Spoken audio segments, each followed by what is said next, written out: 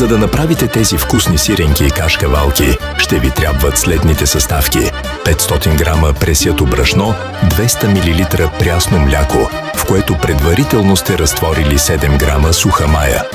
Нужни са ви също 30-40 мл олио, 1 чайна лъжичка сол и захар, както и 2 яйца, които трябва да са на стайна температура. В клипа ще видите и 50 грама разтопено масло, с което ще намажете разточеното тесто, а за плънката на питките ще използвате по 100 грама сирене и кашкавал.